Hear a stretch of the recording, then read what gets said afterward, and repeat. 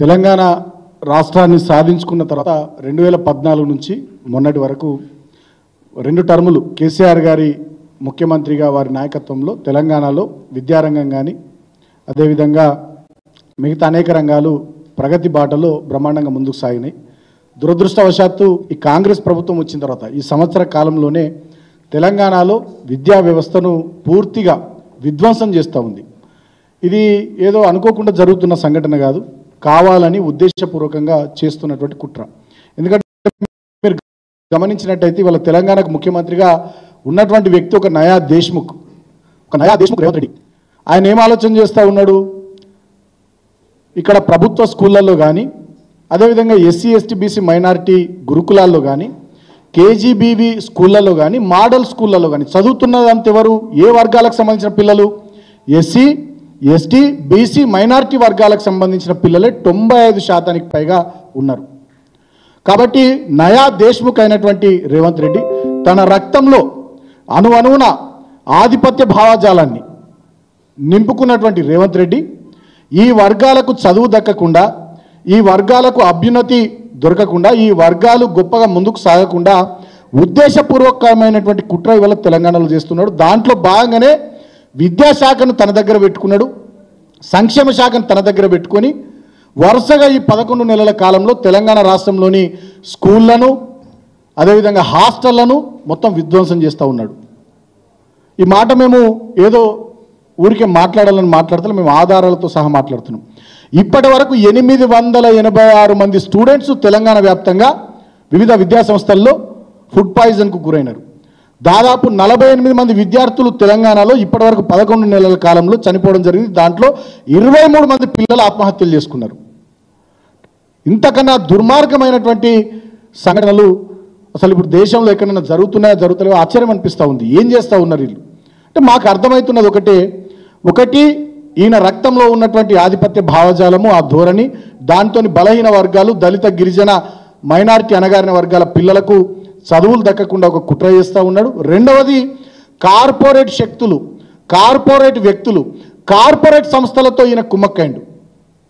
వాటికి పెద్దపీట వేయడానికి, వాళ్లకు ఎర్రతివాచి వరచడానికి ఈ విద్యా వ్యవస్థను, ఈ ప్రభుత్వ స్కూళ్లను, SC ST BC minority residential విద్యా సంస్థలని, కేజీబీవీ స్కూళ్లను, మోడల్ స్కూళ్లను, ఎస్సీ ఎస్టీ బీసీ మైనారిటీ హాస్టళ్లను ధ్వంసం చేస్తూ ఉన్నాడు.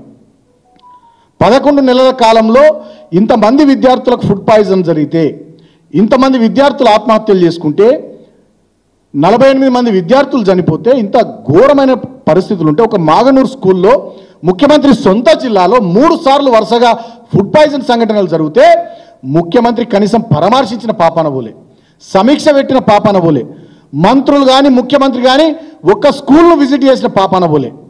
ఇందాక పెద్దలు ప్రవీణ్ గారు చెప్పినట్టు ఈ ముఖ్యమంత్రికి కేసీఆర్ గారి మీద ఉన్నటువంటి ద్వేషంతో, విద్వేషంతో ఈయన మనసులో విషాన్ని నింపుకొని కేసీఆర్ ఆనవాళ్ళని చెరిపేస్తా అని ఏదైతే ప్రకటన చేసిండో వచ్చిన నాటి నుండి అదే పని పెట్టుకున్నాడు.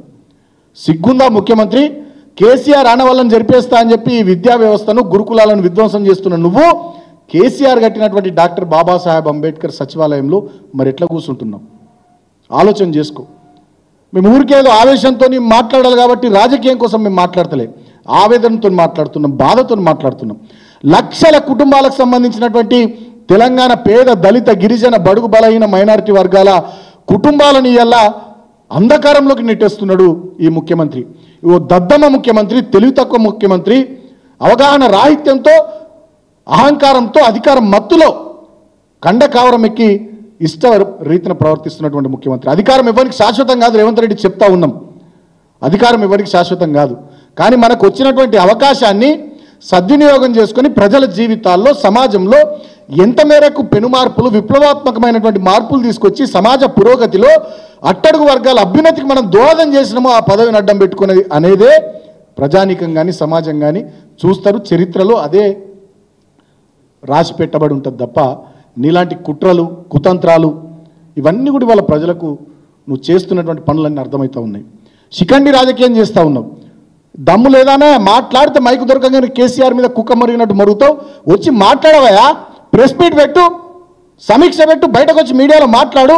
మొత్తం ఎన్ని స్కూళ్ళు ఉన్నాయి, ఎన్ని గురుకులాలు ఉన్నాయి, ఎన్ని కేజీబీవీ స్కూళ్ళు, ఎన్ని మోడల్ స్కూళ్ళు ఉన్నాయి, ఎన్ని హాస్టల్స్ ఉన్నాయి, మెను చార్ట్ ఏంది, కౌన్సిలింగ్కి ఎవరైనా పెట్టినరా, టీచర్ల సంగతి ఏంది, స్టాఫ్ సంగతి ఏంది, అక్కడ పరిసరాల పరిశుభ్రతకు సంబంధించి మీరు ఏం చేస్తున్నారు, అసలు ఏం జరుగుతుంది 11 నెలల్లో విద్యా వ్యవస్థలో కానీ, సంక్షేమ శాఖలో కానీ, మిగతా బీసీ స్కూళ్ళలో, బీసీ హాస్టళ్లలో కానీ, ఎస్టీ హాస్టల్లో కానీ ఆ మంత్రులతో సమీక్ష పెట్టి బయటకు వచ్చి మాట్లాడు, ఈ ప్రజలకు ధైర్యం ఇయ్యు, ఈ వర్గాల పిల్లలకు ధైర్యం ఇయ్యు, ఎవరు చనిపోకుండా విలువైన ప్రాణాలు నిలబెట్టే ప్రయత్నం చేయవా. నీ కోటేసిన పాపానికి ఇందిరమ్మ రాజ్యం అంటివి, ప్రజాపాలన అంటివి, ఇవాళ ఈ వర్గాలను చంపేస్తావా. నీకేసిన ప్రతి ఒక్క ఓటు ఈ వర్గాలది, ఆ కుటుంబాల, ఆ పిల్లల మెడకు ఉరితాడు లెక్క చూడతావా ఆ ఓట్లను. ఎటుపోతున్నది వాళ్ళ తెలంగాణ. నేను ప్రజల్ని కూడా ఆలోచించమని కోరుతా ఉన్నా. అధికార మదంతో, అధికారం మత్తులో ఈ ముఖ్యమంత్రి నుంచి మొదలుకొని మంత్రుల వరకు మాట్లాడుతున్న మాటలు, ఈయన ఒక శిఖండి లెక్క రేవంత్ రెడ్డి ఈయన బయటకు రాకుండా మంత్రులను పంపిస్తూ ఉన్నాడు. సీతక్క గారు ఒక దిక్కు మాట్లాడుతున్నారు, కొండా సురేఖ గారు మాట్లాడుతున్నారు, పొన్నం ప్రభాకర్ గౌడ్ గారు మాట్లాడుతున్నారు. ఇంతవరకు ముఖ్యమంత్రి మాట్లాడలేడు సంఘటన మీద, దీనికి సంబంధించినటువంటి అంశం మీద. ఈ మంత్రులు ఏం మాట్లాడతారు, వీళ్ళకు ఆ తెలియదు, ఏ తెలియదు, ఏమీ తెలియదు వీళ్ళకు. వీళ్ళు వచ్చి ఇష్టం వచ్చినట్టుగా కేటీఆర్ గారు చేపిస్తున్నారు, ప్రవీణ్ గారు చేపిస్తున్నారు, ఫుడ్ పాయిజన్ సంఘటనలు అందుకే అవుతున్నాయి అని చెప్పి మా మీద బురద జల్లే ప్రయత్నం చేస్తూ ఉన్నారు. మీరు బాధ్యతను విస్మరించి అధికారం మత్తులో జోగుతున్నటువంటి తీరు, ఊగుతున్నటువంటి తీరు ఇవాళ తెలంగాణ ప్రజానికం గమనిస్తూ ఉంది. ఇవాళ పిల్లల ప్రాణాలకు విలువ లేకుండా, ఈ వర్గాల ప్రయోజనాలను పట్టించుకోకుండా సీతక్క గారు కానీ, కొండా సురేఖ గారు, పొన్నం ప్రభాకర్ గారు మీరంతా కూడా ముఖ్యమంత్రికి మద్దతుగా ఆయనను షీల్డ్ చేస్తూ మీరు ఇవాళ మా పార్టీ మీద, మా నాయకత్వం మీద మాట్లాడుతున్నటువంటి మాటల్ని ప్రజలు గమనిస్తూ ఉన్నారు. ఇవాళ మీరే మంచిగా పనిచేస్తే, స్కూల్లే మంచిగా నడిస్తే, గురుకులాలు మంచిగా ఉంటే, ఎక్కడ ఏం సంఘటన జరగకపోతే బీఆర్ఎస్వికి, మా పార్టీకి ఈ గురుకుల బాట కార్యక్రమం తీసుకునే అవసరం ఏముంటుందండి? ప్రజలు యాక్సెప్ట్ చేస్తారా? అంత మంచిగా ఉంటే వీళ్ళు ఎందుకు తిరుగుతున్నారా ఊళ్ళో పంటే అని అన్నారా? ప్రవీణ్ గారు, సుమను, కేటీఆర్ గారు, ఈ విద్యార్థి విభాగం స్కూళ్ళన్నీ మంచిగా ఉన్నాయి, వీళ్ళు ఎందుకు వస్తారు స్కూల్లో పంటే అన్నారా? మీరు చేయాల్సిన పని మీద దృష్టి పెట్టకుండా, చేయాల్సినటువంటి కార్యక్రమాలను పట్టించుకోకుండా ఇవాళ మొత్తం వ్యవస్థను నాశనం చేసి, విధ్వంసం చేసి 20-30 ఏళ్ళ వెనుకకు తీసుకొని పోతున్నారు. బాధ కొద్దీ చెప్తున్నాం మేము.